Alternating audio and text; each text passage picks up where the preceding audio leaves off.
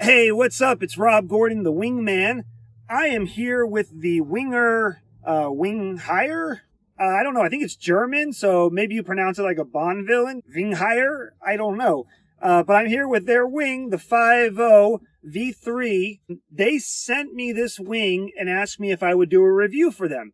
And of course, I'm the wingman, so I love doing reviews, especially on wings. I'm not the foil man, but I do reviews on foils too. I was able to take this out yesterday at Cabrillo in some pretty strong but gusty winds, and I did some freestyle, attempted some tricks and stuff, and some, upwind angles, GPS tracks, speeds. I was pretty impressed. I'm also going to just, get in close and show you how this thing gets set up and the different features on the wing and the things I like and the things that maybe I would change. Let's get started and stop talking. The wing comes in this really nice case. Like, just from the get-go, I was pretty impressed with the case. I don't like the case on the Mantis because I have so much trouble getting the wing in there if it's not fully deflated or whatever. This opens up really big. You just slide it in. It's a really nice case. It also comes with some of the stuff you would expect with any wing. Some ripstop nylon tape, some Terade, some panels, some Dacron, so you can match your materials and repair. There's also like the serial number barcode in here, which is kind of nice because on some of the wings it gets messed up, pretty quick out there. And I've already got my leash attached to it. The front handle, the luffing handle, it's made out of solid webbing, which I really like. I can attach my leash to the handle and I know it's not gonna, break anything. I actually broke the inside of my luff handle on my 5.0. They didn't send me a leash to test, so I can't comment on that. I use my own leash anyway on every wing, and I like to go to the love handle, even though their leash attachment point did look pretty strong. And then there is the neoprene so that your knuckles don't get scuffed up on the Dacron when you're luffing. The overall construction just feels really solid. There's like some Kevlar around the attachment of the strut and the leading edge. There's some Kevlar strips running along different points of the leading edge and on the wing tips. The handles are really solidly constructed as well. They're stitched on there very strong. They're very, very beefy. They do have the carbon handles, but the one they sent me is this webbing sort of strap configuration. I do like it. The only thing is it did get a little bit slick when it was wet, which is not a big deal for me since I ride in a harness. But if you don't ride in a harness, you might notice that. I was even thinking about just spraying it with some Flex Seal or something just to give it some grip. I don't know if that would work, but it might be an option, and that stuff is pretty cheap at Home Depot. There is not any harness attachments on this version, which I don't care because I feel like harness attachment points are never where you want them anyway. So I just girth hitched it around the handles, and honestly, first try I got it exactly where I wanted it, and it felt really balanced. The wing does have 2 windows on each side, and they seem to be placed pretty well. I'm indifferent on windows. I don't really feel like I use them. For them to be effective, I would need the whole canopy to really be the window, but they're nice to have, and I was able to look through them a couple of times. One interesting thing that the wing has is it has these 2 battens on each side of the canopy on the trailing edge, and I think there's a reason for that. I'll get into that later. Yeah, overall it's a really solidly constructed wing. There's 2 inflation points, so there's no lines that go from the leading edge to the bladder. I thought it might be a pain to inflate them separately, but it's actually really nice because you don't have that extra stuff around here, and then you can inflate each one to the exact PSI you want. And it's very similar to like the Cabrina's inflation system, except I think it uses the smaller diameter hose attachment. Let's go ahead and pump it up, and I'll show you guys all the stuff with it pumped up. So if this is like the regular, attachment, this is the one that's just a little bit like smaller diameter. So that seems to be the right one to use. So whenever you're inflating your wing, just always remember you want to have it spread out so you don't get any twists. This wing does not have a pinning of the strut bladder. So, you know, that's something I'm sure that they'll add in the future. Be sure you shake it down so that you don't have any twist in that strut bladder. It's probably 6 to 8 PSI or something. So I just pumped it up to around 7.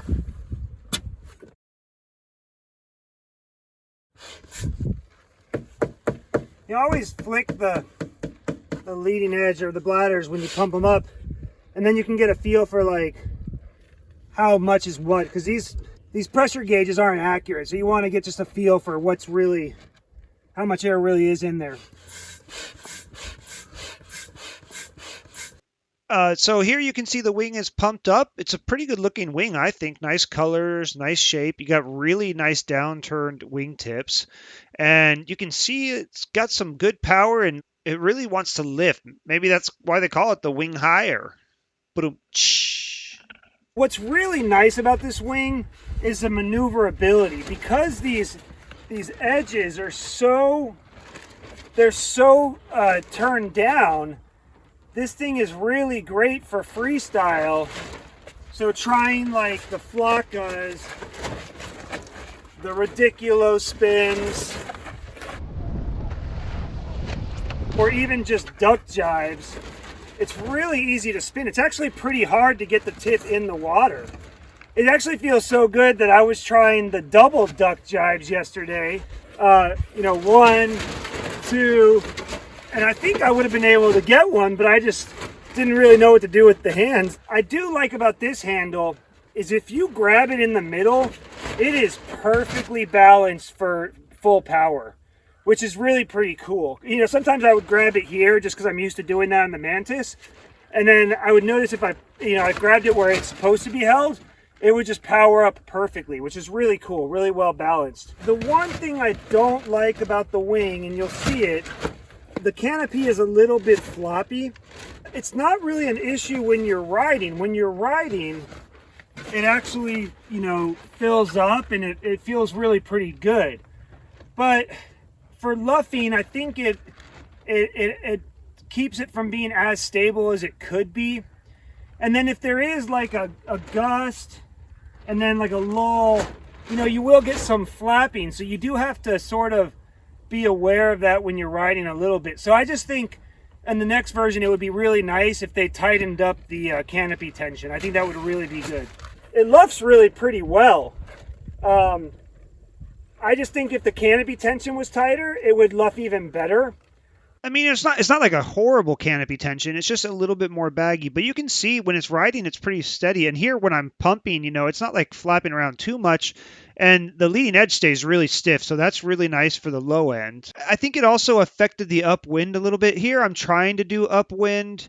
And the conditions were a little gusty here. So it's hard to tell exactly what was going on. But this was about the best upwind I was able to get when I was testing out the wing. So you know, it's possible that maybe that baggy canopy is affecting the upwind a little. I also did some speed tests with the follow cam. Once again, the conditions weren't great. I was on the 899, which should be a really fast foil, and that was my first attempt, was up to 19, and then this is my second attempt. You know, I was sustaining 1920, but I would have thought on the 899 I should have been able to go faster, even with the gusty wind. So maybe that is something to do with the canopy as well.